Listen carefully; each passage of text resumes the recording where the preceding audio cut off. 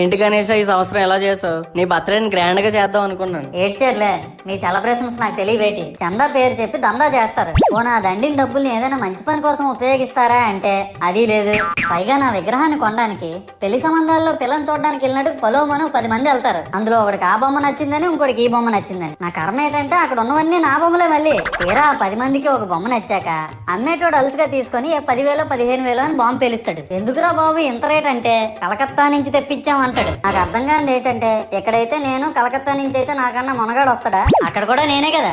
ఇలా నన్ను బజార్లో పెట్టి బేరం ఆడి నా మొహానికి ముసుగేసి వ్యాన్ ఎక్కిస్తారు. ఆ వ్యాన్ డ్రైవర్ గాడు నేనున్నానని కూడా చూడకుండా ఏదో ఆలోచించుకుంటూ డ్రైవ్ చేస్తా గతకల్లో గబ్బి గుబ్బి మన తించేసి నా కాల్లో చెయ్యి ఎరగొట్టేస్తాడు. ఈ విషయం చందాలు ఇచ్చిన చిన్నోళ్ళకి తెలిస్తే మళ్ళీ ఇరిగిపోయిన బొమ్మ పెట్టకూడదని ఏ బొమ్మ రాసి కవర్ చేసేస్తాడు. సరేలే, జరిగిందేదో జరిగింది, నా భక్తులే కదా, కూల్ బ్రో అని చిల్లయ్యే లోపు నన్ను పందిర్లో పెట్టి ముసుగు తీసి నాకన్నా పొడుగున్నే సౌండ్ బాక్సులు 2 నా చెవులు పక్కన పెట్టి